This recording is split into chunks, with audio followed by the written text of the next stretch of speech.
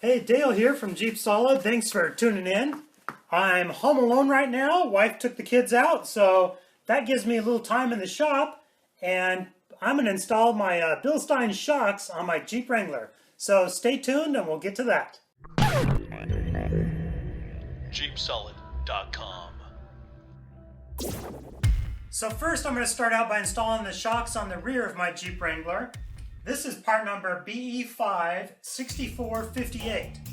But if you look in the description below, I have a link on how to measure for the proper size shocks for your Jeep.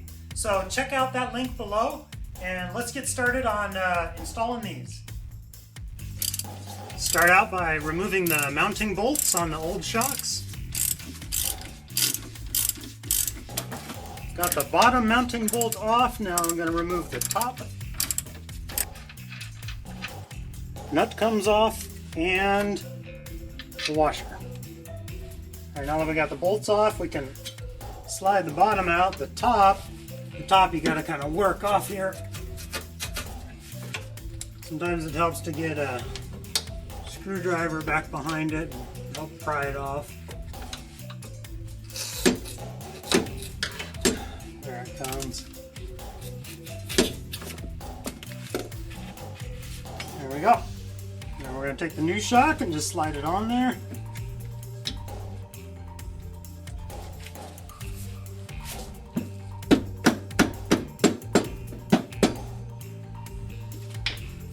I find the easiest way, once you get it on a little ways, go ahead and throw your nut back on there.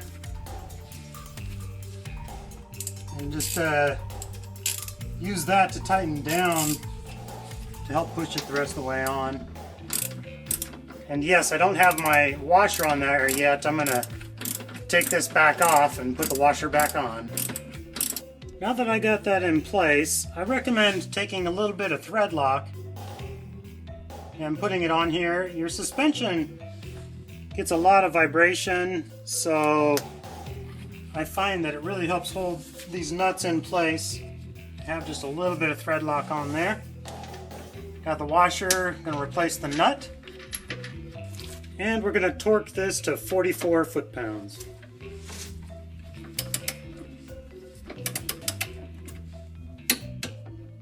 Now mounting the bottom is a lot of fun because we're actually going to compress this.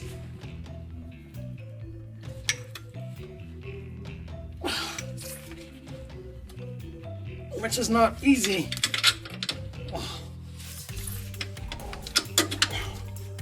To get it compressed, you jam the bolt in there. Kind of helps to maybe use a little screwdriver. And same thing here, we're going to use a little bit of thread lock. Put the nut on here and torque this to 44 foot-pounds.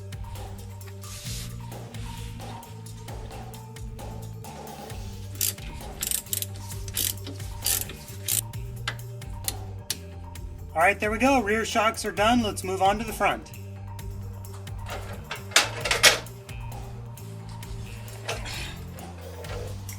Now let's get started on the front shock. Very similar process to the rear, except it really helps to have the front end up on the jack stand and let the axle kind of droop down so you can fit this in a little bit easier. I'm just going to start by removing the old shock.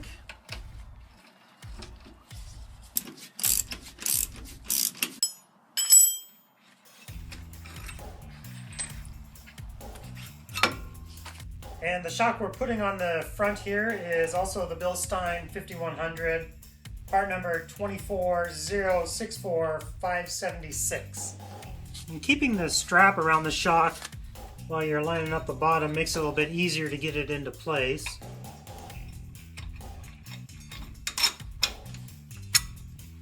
And just like I did on the rear shocks, I'm going to put a little thread locking compound on here, just because we get a lot of vibrations in our shocks, so it'll help keep them tight.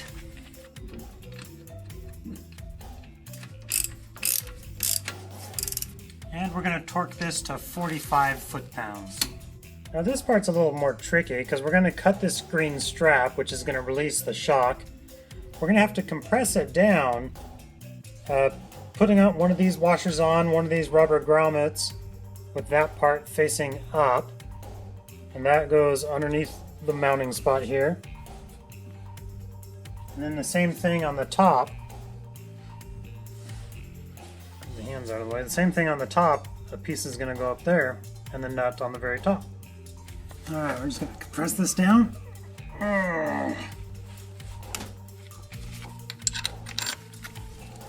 Slip our pieces on. Let it rise up into place. And then same thing on the top.